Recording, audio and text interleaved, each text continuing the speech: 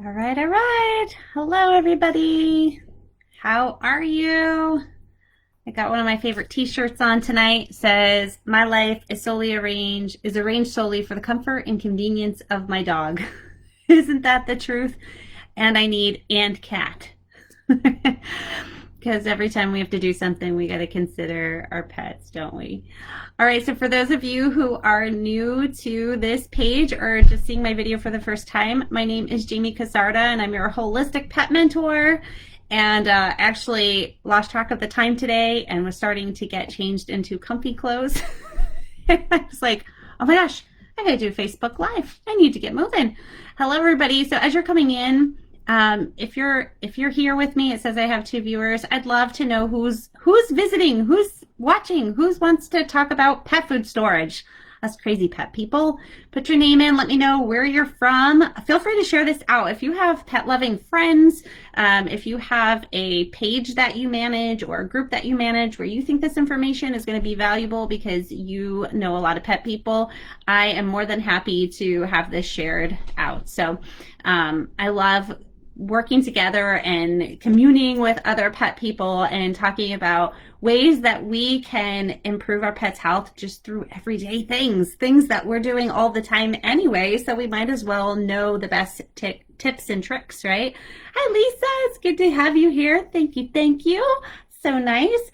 All right, so I'm going to talk about today everything from packaging dates, storage, the difference between canned food storage, how long its shelf life is versus bagged food versus raw, and also why we never, ever want to take dry kibble out of its packaging and put it into a different container, which many of us are really guilty of, aren't we? If you've done it, go ahead, raise your hand. It's okay. We've all done it. There's no judgment. We understand. But I think when we find out what happens when that food is taken out of the bag and is in another storage container and we know better, we do better. And that's really important because we can really help prevent inflammation and reduce the inflammation that we may be inadvertently creating in our dog's body just by doing that one simple thing. I started realizing there's things that we do every day that could be causing inflammation in our pets' bodies, and we need to look for ways to reduce that. And if it's a super simple thing, then why not, right? All right, so let's get started. All right, so let's talk about, there's different types of packaging. Obviously, you look at canned food, right? It's in a can and it can actually live on the shelf. It can last on the shelf from 2 to 5 years from the canned date. So that's a long time. Now, bagged dry dog food is developed and designed and hyper cooked and all of these things full of preservatives. It can sometimes last up to 20 years on the shelf. Crazy, right? It's crazy. So we want to think about fresh versus, long-term shelf life dried food that's packaged and processed. If it goes bad quickly, that's actually a good sign, right? That means there's less processing and there's less preservatives, and it needs to be eaten more quickly. So it still may have some living enzymes in it, and that's why I love raw, because they're going to get a lot more nutrients from that. They're going to be able to digest it better. Their bodies are designed for that. So that's why you hear me promote a raw diet, right? Because we need to use that. Even if you're using frozen raw, once you thaw it, it can last up to a year in your freezer. But once you thaw it out, you have to feed it within a week. Okay, so I thaw it out in small batches, about a week's worth at a time. So that's my tip with raw, but that's pretty common sense, right? We know that with human food, that once we take it out, we put it in the fridge, we got about refrigerator, we got about 1 week to use that up, correct? Yeah, or it might start to get funky. Same with our raw pet food, okay? Now, when you have canned, once you open up the can, the shelf life goes down, right? It's good for about a week after you open up that can. So I try to use up anytime I feed Reese and I mix can with his raw, I use up that can within the week. All right, now when we do dry, This is the one I'm going to focus on the most because this is the most common food that is fed. I understand, like, it's very convenient. I used to feed my pets dry kibble because I really thought that it was great, and I no longer feel that way. But I'm going to speak to those of you who still have to feed dry kibble, or maybe you're in the transitioning, or maybe you feed some dry, some canned, some raw, or some fresh. Okay. With dry kibble, as soon as we take it out of that bag, now I better explain some things first. These bags that hold dry kibble have a grease barrier in them, okay? That lining is sprayed with synthetic preservatives, okay? So that's helping to preserve the dog food for a long period of time. Hi, Linda Ray from California. So glad to see you here.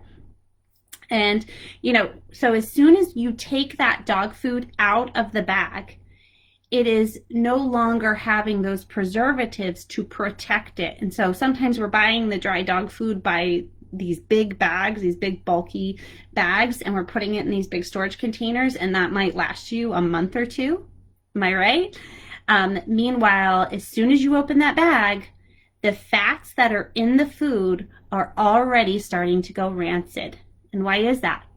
Well, they seal the bag, you open it up, and now oxygen can get in.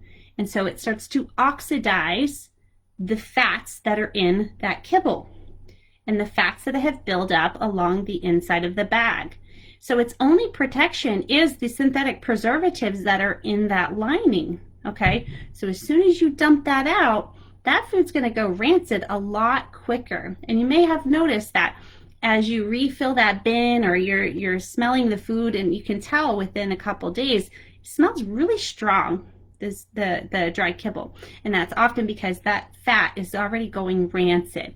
When you feed your pets rancid fats, it's very inflammatory.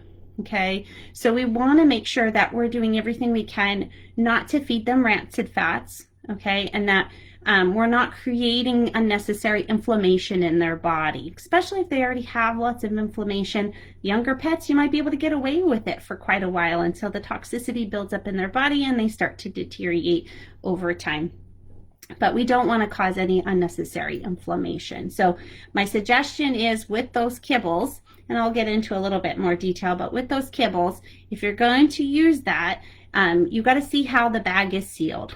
All right, so some of these bags, they have these strings you just pull off, and then you open up and there's no way to really reseal it. And I've seen people kind of twist it and just kind of let it loose, or they put a little squeezy top on there, put a little clip. But oxygen can get in there and the fats are just oxidizing, okay? Sometimes the bags have holes in them, or the dogs, bite at it, or you bump the bag and it gets a little hole. That's not a good thing. So what you can do, keep it in the bag and then put it in your container with the bag in your airtight container. Okay, so that's going to be a way you can still utilize your airtight containers that you were dumping your dry kibble in, but at least then it's still in the bag. And yeah, I know synthetic preservatives aren't great. Not a fan of it. That's why I don't like dry kibble, but at least you've got some preservatives helping to reduce the oxidation of those fats, helping to lower the chances of them going super rancid. Most kibble may already be going rancid by the time it's even put in the package, okay? Because again, fats oxidize very quickly, but we want to do our best to keep it sealed. Now, I'm sure many of you are feeding really high quality kibbles. You're doing your best to find a really good brand, and you'll notice that many of those companies will have seals. They've done a really a better job. Some of them have zip tops. Some of them have these push tops. They have different ways of sealing it.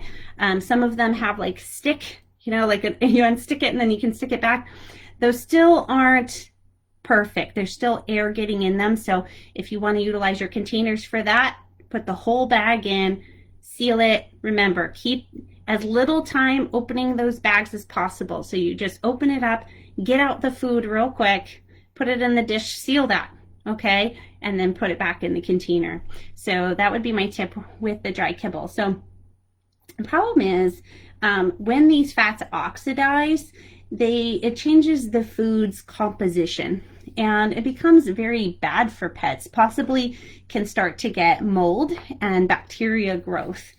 So it also destroys the nutrients when these fats are oxidizing. So when we have the bag and the food sitting open, they lose even more nutrients.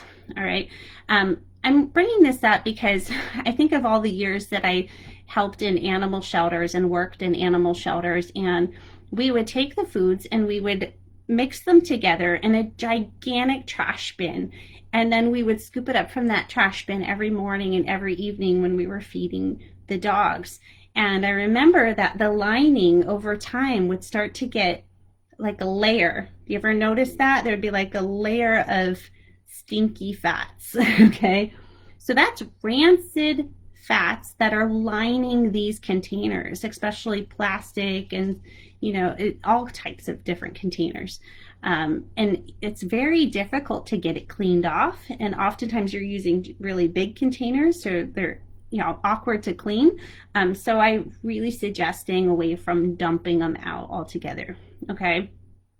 All right, did I miss anything? All right, I think I got everything. No carbon. Most dog foods have a lot of fats. Yes, that is so much the problem. And we need antioxidants to help protect the food. So I also want you to keep an eye on the type of preservatives they're using. So we'll go ahead and throw this little tidbit in there for you guys. When you look at the preservatives, you may see things like mixed tocopherols, which is actually a less toxic way to preserve foods. I like it when I see rosemary, but sometimes we see things like BHA, BHT, ethoxyquin. Okay, ethoxyquin I think is supposed to be banned, but I'm still seeing it in the semi-moist food.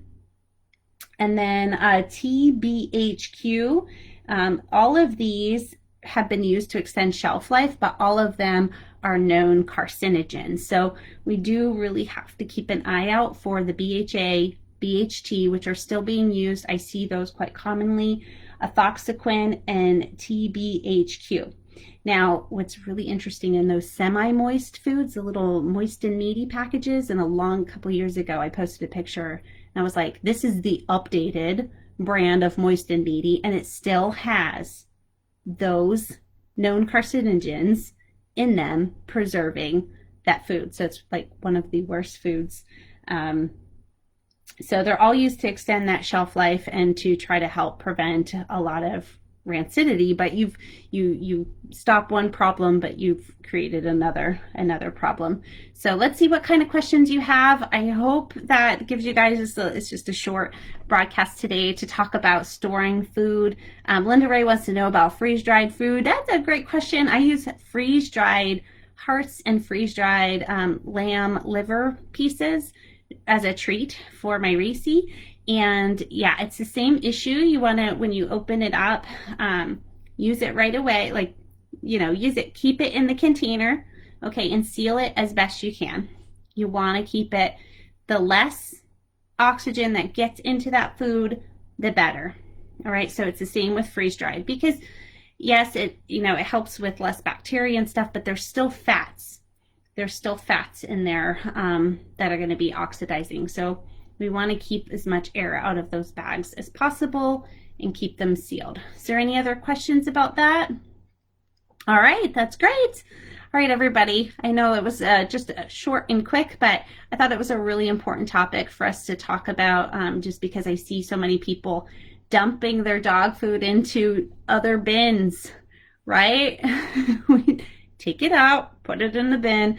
And I know it's super convenient, but it's also in the long run not best for our dog. So those little things that we do every day can really make a big difference. So thanks for being on live. And if you're watching the replay, hey, make sure you drop your name in, say hello, tell me where you're from, post any questions that you might have. And if you ever want to do a deep dive and talk about your pet specific health issues, you're welcome to book a pet care consult with me. And I would love to talk to you one-on-one. I do video consults and phone consults. So, all right, everybody, have a great night, and I'll talk to you again later. Bye.